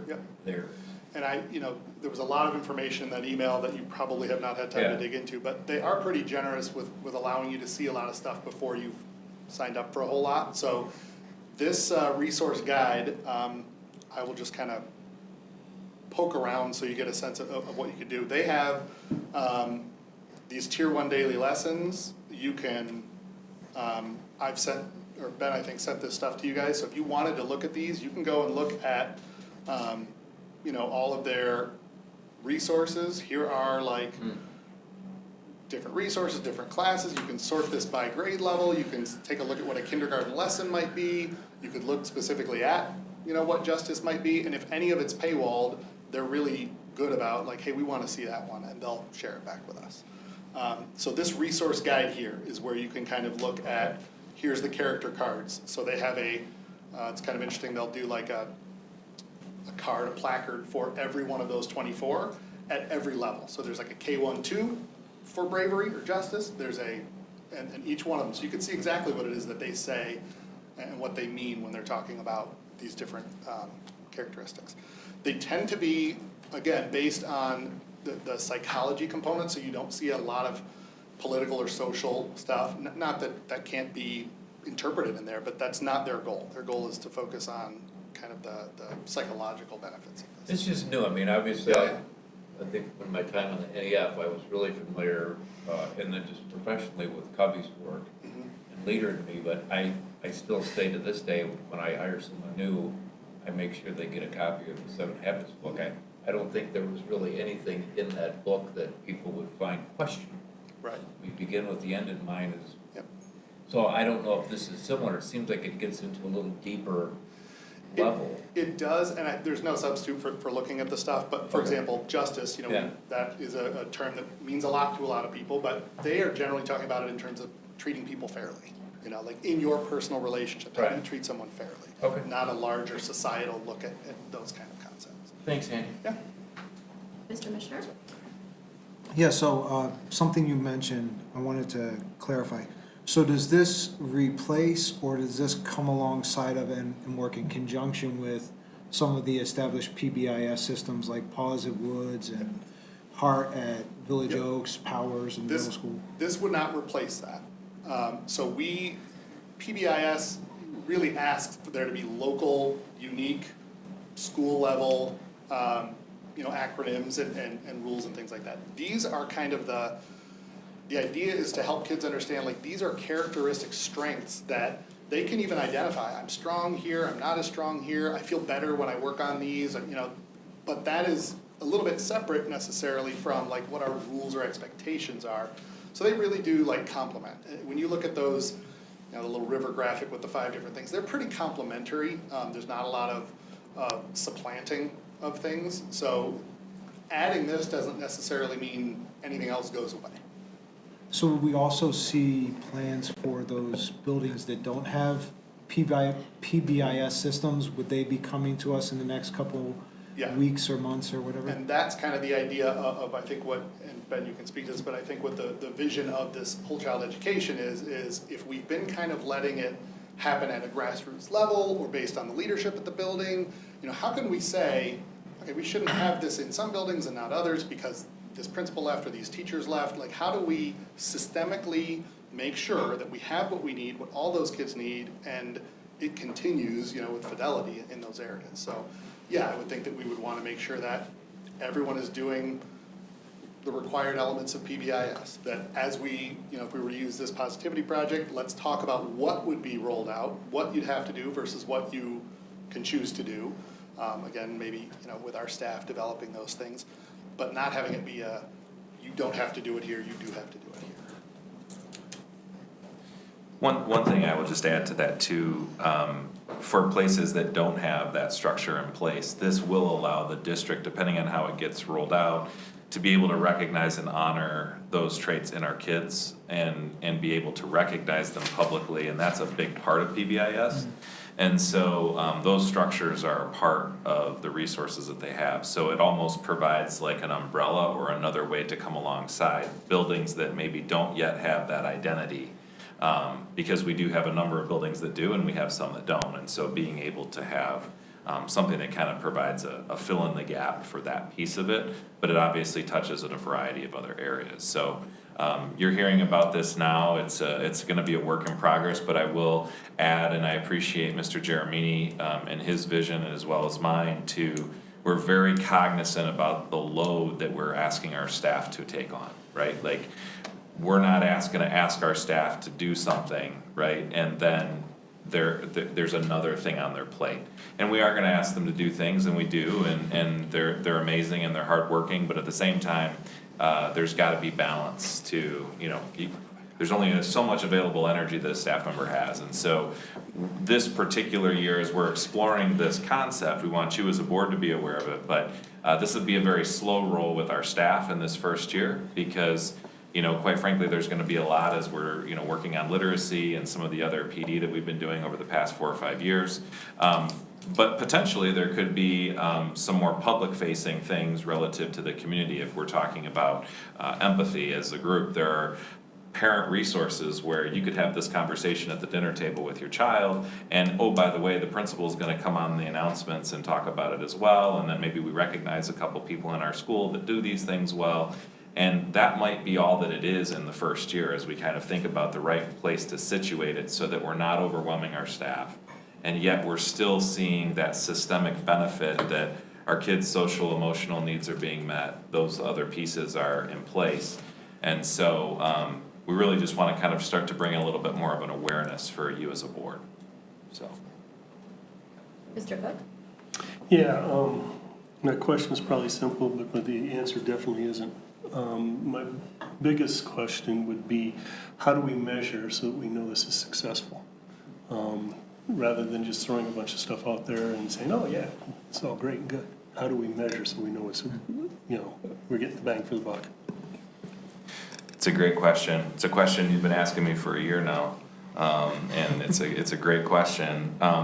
There isn't an instrument that is I will tell you, a fail-safe instrument that you look at that can do that. However, there are a lot of anecdotal pieces of data that we can gather, and there are some quantitative numbers if you're looking at number of referrals for different types of situations in our counseling office and things like that. But one of the things I am very excited about with Power School, there are a number of ways that we can actually start to chart and track our progress on some of these pieces. So at the right time, when this gets rolled out, there would be a way for us to be able to determine, for example, when kids use, if we're talking about executive functioning skills, how frequently are they able to build a planner, or what's their frequency of being able to set a goal or prioritize their time. And for certain students and for certain classes, that makes a lot of sense. There are some things that are universal for all kids, but we have some mechanisms that we're really starting to dip our toes into that are fairly innovative and new on how we can start to do that. There certainly needs to be some attention to the questions that we ask our students, right? They are very honest. They have a lot that they can share. So particularly on some of these areas, do I feel like I have a trusted adult? Do I feel as though there's somebody I can go to? Do I feel as though I'm comfortable in class or that I belong here? Those types of things is data that we can also start to gather. So I think there's a couple things. So first of all, how do we measure it is the mechanism piece, but then also what are the outcomes in other areas? So what are those aptitudes or acumen that you're looking for in the profile of the graduate, which I know we're going to be talking about here over the next few months, and that really is going to then lead to what you actually want to measure. And so I think it's a great question. It's not one that, to my knowledge, anybody's really been able to put a handle on in the public education or private education sector. But I think that there are some things that we're scratching the surface on here that we can really be intentional about how we're looking at those things, recognizing them, and then being able to chart, did these things actually, and I think this is where you're gonna go with it, did these things have an impact on my success as a student, as a learner, and all of those other pieces? I do think in this case, you've got more stakeholders that would be, more closer to the content. So, whatever's happening in algebra, as a dad, maybe I'm not paying attention a whole lot to that content, whereas with this, there are things that come home, there's a parent connection there. So parents are gonna have experience with this, kids are gonna have experience with this, teachers are gonna have experience with this. So if we're, surveying and talking to all three about, what did you think? Did you see improvements? Did you feel better with this stuff? That can help drive, what we do. If it isn't working, if we're not getting perception data that it seems to be valuable, then we can pivot, in different ways. Thank you.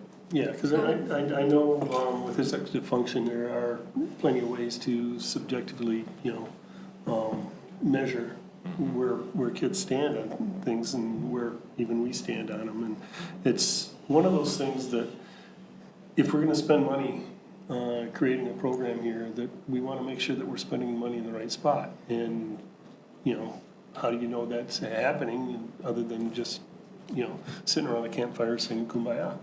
So. Thank you, Mr. Cook. Do we have any other questions? Yes, sorry, I thought I was done and I'm not. Okay. How is the payment structured for this program? So I know some of them, like we buy the content, some of them we're paying like per teacher, or how do we?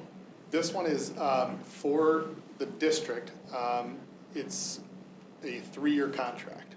So you pay for 3 years. This one is very competitive compared to, it is less than a tenth of what some of the other more popular, or expensive programs out there are. So it's pretty affordable, 3-year contract. Okay, but so then, like tonight we hired a bunch of new staff. Their new people coming in are gonna be umbrellaed under what we're paying initially? Yes, because this is, you would get access to, they do most of it through the same Google Suite that our teachers use. So they would click into it, we could go this far in the long run, we don't need to, but they have a calendar set up, they have everything that you could want. We can dip our toes as deep into that water as we want, but the access is, if 100 teachers wanted to access it at once, it's right there digitally. We don't need to order new kits, we don't need to. There's no ongoing expenses, we have transitions and stuff. And then, I guess this isn't really a comment so much, or a question so much as a comment, but as you were talking, I was thinking about how, like, I'll speak to some of our educators and they'll say like, oh, my classroom's really struggling to learn this or that this year.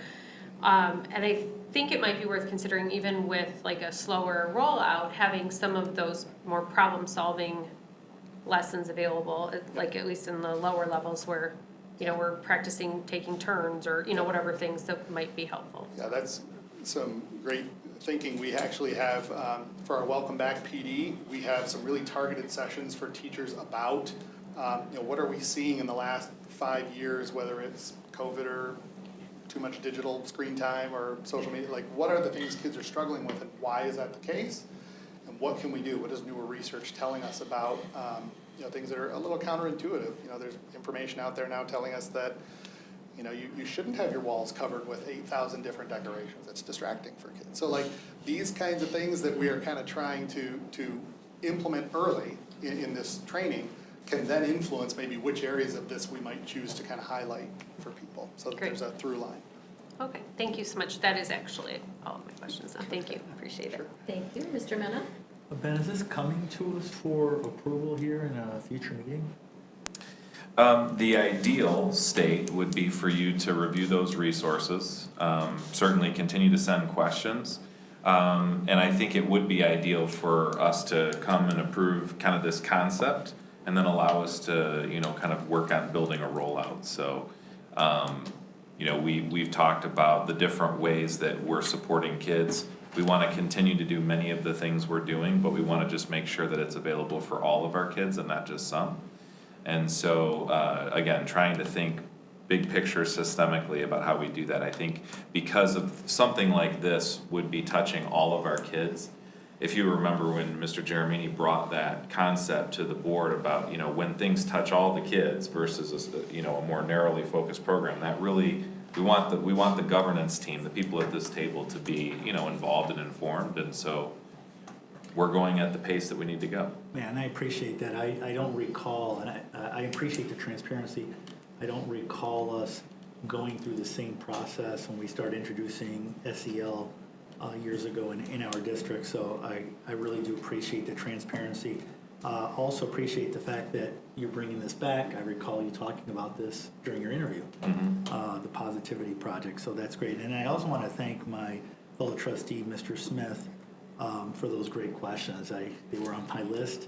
I think those are great questions. They're tough questions to ask, but they're certainly issues that I know cause a lot of anxieties for parents in our district. So it is nice when we get some transparency in that area.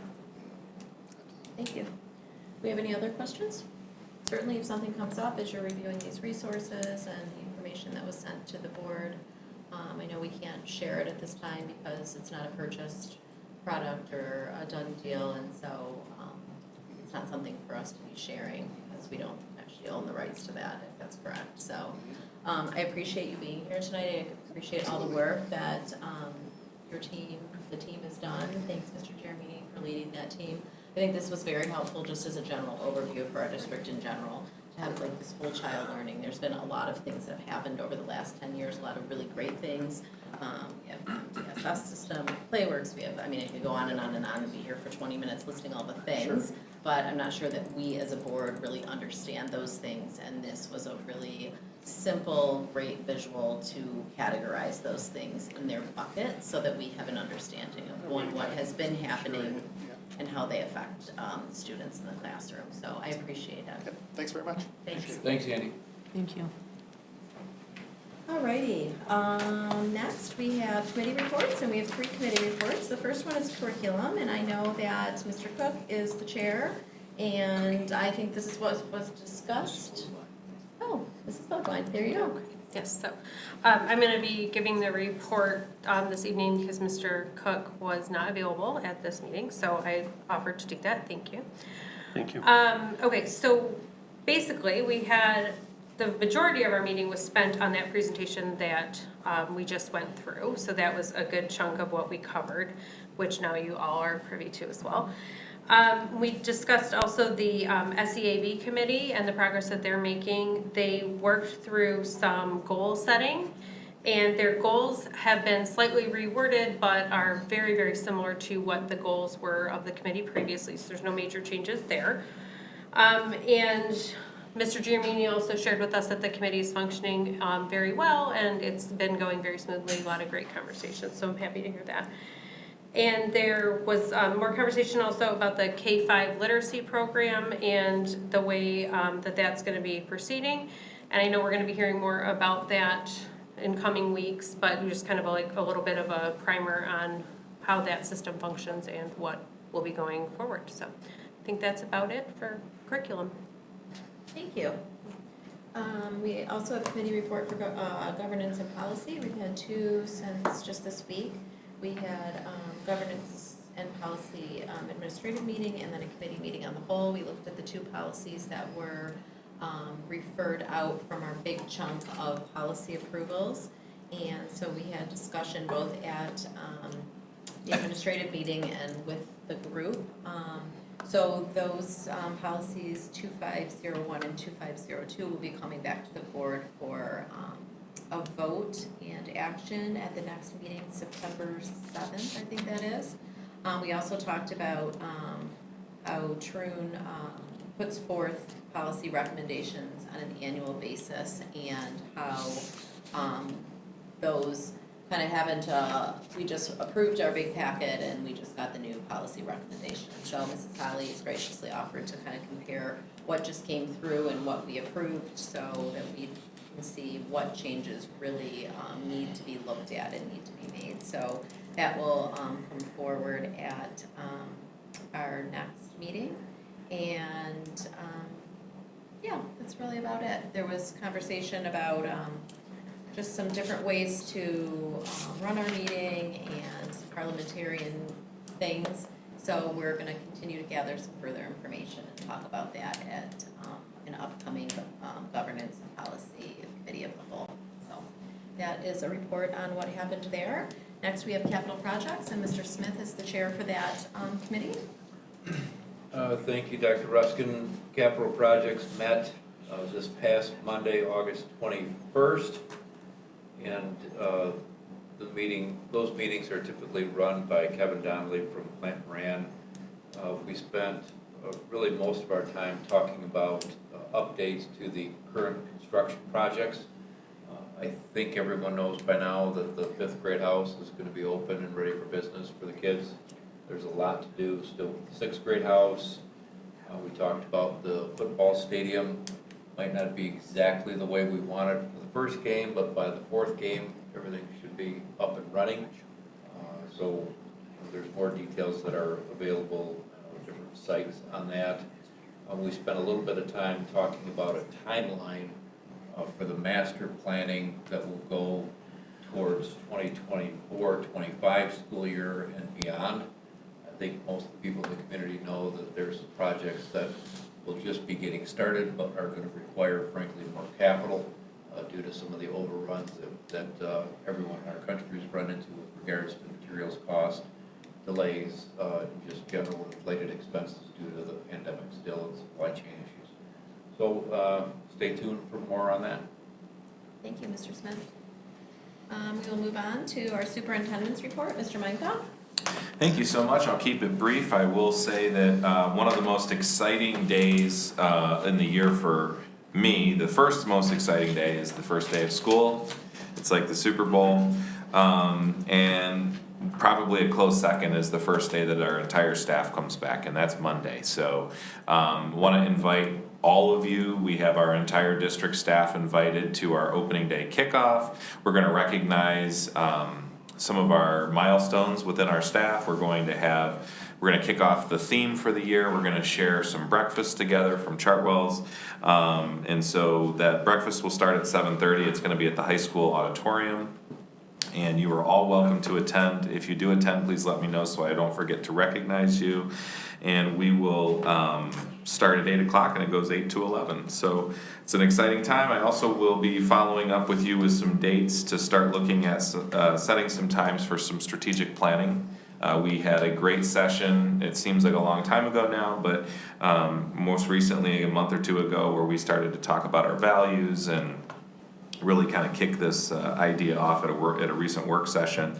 And so the goal is to try and start meeting on a fairly regular basis for that, taking us through the fall with the hope to have a strategic plan that this board and community and our students and staff will have input into by the turn of the year, so that we can kind of have a really nice guiding document. So with that being said, thank you for all your support. Thank you for your support of our new staff members that we hired tonight. And also I'd like to just thank our team that has been working very hard. The administrators came back a couple weeks ago and they've hit the ground running.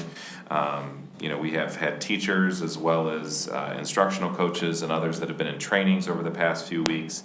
It's really exciting to feel the energy for coming back to school. So lots of excitement there, and of course, seeing the students walk into the New Meadows building for the first time was just priceless. So it was really, really fun this week to kind of do that, and appreciate Ms. Fenchel and Mr. Bricky for all their work and really being principals, but also pulling off building a new building like that is a really amazing feat. So lots to be proud of in the district. Excited for the next couple weeks, and we'll keep you posted. Thank you, Mr. Micah. We'll move on to our administrative reports, and we'll start with Mr. Kling. Thank you. I know it's called summer break, but That's funny. I thought that one would get a couple laughs. It's called summer break, but we are fully wound up in our world, in the business and operations world. As you know, we close our books June 30th, so all of July and into August, we have those 60 days to close out those books. And we have our audit coming in on September 5th. That's going to be 2 weeks. Plant Rand's coming into town. That should be fun. And moving on to transportation, we have our back to school pizza party next Wednesday. So all the drivers are going to be back. They'll have their routes and they'll be excited and ready to go. We'll have a couple new drivers to add to the team. Food service, we had Chartwell's here for orientation today, so we got to meet a couple of the new team members. I know Kim is just really excited for the new year. Excited about the the new fifth grade house. Speaking of that, Dr. Karina and I did a tour this week. Got to see the whole furniture, carpet, everything. The amount of work that was done since the last time we were in is just crazy, and they still have a lot of things to do. I think they had what they call sound panels that they still had to put up, and teachers were moving in, and it's a very impressive building. So very excited. Operations, grounds crew has been doing a great job all summer. You've had an opportunity to take a look at all of our fields. They've really done a good job. Our seasonal work has just been phenomenal, and I know Mike and his team have been really busy trying to get the facilities ready and in time for the students to come back. So yeah, it's been a very busy summer, but it's been a good summer. Thank you, Mr. Kling. Thanks for all the work. I don't know when you'll get a summer break. We'll have to call it something else. Have another baby. Oh yeah, you can go on maternity leave. Maternity leave. All right, Dr. Carino. I was very excited to welcome all of our new hires this week at our new staff orientation, and so it was wonderful to see them all in the same room at the same time. We were in here and there was not a seat to be had pretty much, and so we do a lot of hiring typically, but this year we had the opportunity to create new positions to support students, and so we are grateful for your support, and it was just really wonderful to be able to look around and see all of the fruits of our labor this year and this summer. And so I just want to thank the hiring teams. It takes a lot of time to schedule interviews and write interview questions and do reference checks and really be very intentional throughout each step of the process. And I believe we have really great caliber people, and we're just excited to welcome them and see them get started. So thank you. Thank you, and thank you to you and your team. I think it's really impressive. I love the new format and the transparency in the hiring process, and really, you're right, it should look at the interview team for each individual. I mean, how long did it take us to introduce just the new people today, but just to see all the, the parents and the students and the principals and the staff and everybody that is a part of that process, and to know who they were and how many candidates there were and how many were interviewed. And so I know it just really shows all the work and the high level of candidates that you've hired. So thank you for all your work. Thank you. Mr. Germini. Thank you, Dr. Ruskin. I am also ecstatic to be welcoming our staff back next week. It's a very busy time for the Teaching and Learning Department as we think about what is it that we're going to do with our staff to welcome them back. As Mr. Micah mentioned, we have a great day of celebration on Monday. And then Tuesday and Thursday next week, our staff will be engaged in professional learning. I'm very proud of the work that this team has done to link what the teachers are doing, what the staff is doing in those sessions, to our improvement goals, to the things that we're trying to accomplish, and to our instructional framework. So there's a clearly identified purpose and a through line that they connect through the entire experience. And I cannot say that I have worked in a lot of districts that have done that before. I have to acknowledge Emily Polonsky, our Director of Instruction, who has led that team. Lots of help from everybody, our instructional coaches, our building administrators, the entire Teaching and Learning Department, but she's really spearheaded that work, and I'm really looking forward to a great year. Also, just a quick shout out to Sheila Holly and Kim Sinclair, our Director of Food Service. We have done a lot of intensive training this summer, and we've been feeding folks as we do that to keep them working. We don't want them to pass out as they're working, so they have done just a tremendous job, gone above and beyond to make sure that we're able to take care of people, and I think that's a lot of what this community is about, and just looking forward to a great year. Thank you, and thank you to the team and the acknowledgements that you gave. I think it's going to be great next week to see all the work being done and to hear all the kudos, I'm sure, coming out on the other side, that the staff will be very appreciative, so. I have two more quick ones. I apologize to step in. It's I off the know, agenda it's here. off the agenda. It's still under administrative reports, Oh, okay. hopefully. So, just real quickly, as by way of announcement, and this went out already. We've announced this, but just for anyone watching that doesn't know, excited that this year, thanks to the legislature, we will have free breakfast and lunch for all of our students. I think that's an important piece that people should know. I know we've communicated a couple times. We're going to get more of an informational blitz out there. Also, last year, parents learned about their bus routes the day before Labor Day weekend, and we have made that correction, and so we've moved everything back a week. So parents will be learning about their bus runs in case there's anything that needs to be ironed out early next week, Monday, Tuesday timeframe. So excited about that as well. So. Great, thank you. So we'll move on to board communication, and I'm going to start really quick tonight just to kind of go off of what Mr. Kling said and a couple others. So I had a chance to go to the new building and speechless. It's beautiful, it's simple, it's got a safety piece to it, it's innovative. So I really just want to basically say thank you to the community for supporting our past bond and potentially and hopefully some future bonds, because it's really something to be proud of. And I think that every community member, whether you have a 5th or 6th grader or you own a business on Grand River Road or whoever you are that have either supported the bonds or pay taxes in this community or just want to support education should take a walk through, because it is amazing and something that we should be really, really proud of. There's a football game, varsity football game. There was a freshman and JV football opener today, and there's a varsity football game tomorrow, so hopefully people will get over to the high school. That being said, with the building, it's gonna be amazing. So don't look at all the cement going on right now, but in about 4 weeks, it's gonna be beautiful, and I might be sitting up here saying the same thing, like, wow, now we can be like Brighton with this welcome to the Wildcat Plaza, but right now it's a lot of cement, but just envision the beauty that it will become over the next 4 weeks. Make sure if you're going to the game, though, that you look at a map on where you're supposed to park and how you're supposed to get there, because between the construction on the property and the federal road construction on Taft Road, you definitely need to have a game plan. So that's that. Any other board communication? I'll go real quick. Okay. Just compliments to the senior all-night party team and some teachers that got involved with the parking spot painting project was done, and I thought that was really cool, new idea. I know the kids that participated in that had a great time, so I want to compliment them.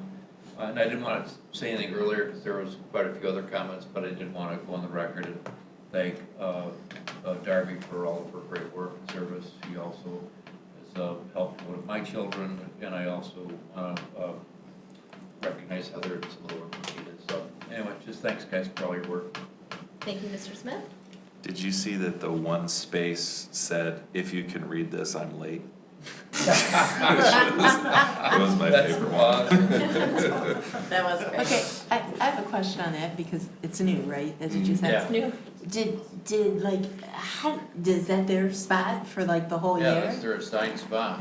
And so like, do they pay for to Oh, do yeah, we this? paid Or it, yeah, we had to pay to buy your spot. It's a fundraiser for the senior all-night party, so they paid to buy their spot and then they painted them, and you should I definitely saw take a some peek. They're pictures, I thought that was beautiful. awesome. Yeah, that's great. Mr. Mishner? Yeah, so a lot of comments have been made about the new Meadows building from, I guess, the perspective of the eyes of a parent and watching their child. You're always wondering how they'll take to a new space, and in the open house, we didn't even get through the first set of double doors before he was just gone and exploring all the furniture and all the classrooms, and so there's just something about that space that's very warm, inviting, and open. And I don't think I really appreciated the architecture until I could see all these kids in there and how they were just congregating and finding their friends and walking around. And then the parents would come up and ask, "Where's this?" And you'd turn around and say, "It's over there." And then they'd ask where something else is, and you turn around and say, "There." Like everything's in line of sight.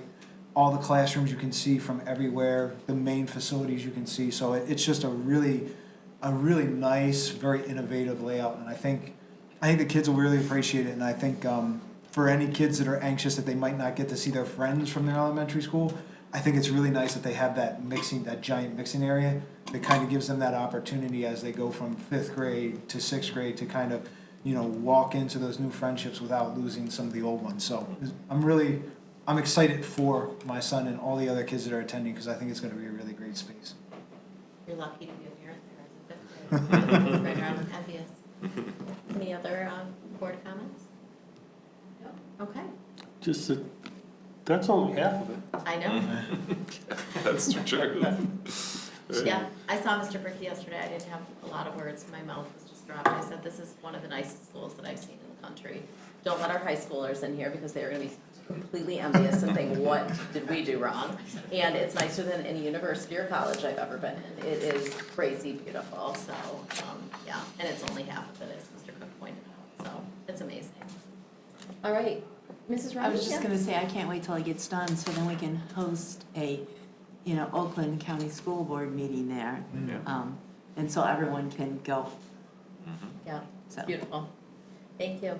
All right, seeing no other comments, and I know that the team is over there at that little table there is tired, and so. Move to adjourn? Yes. Second. Oh, wow, we got a lot of people talking now.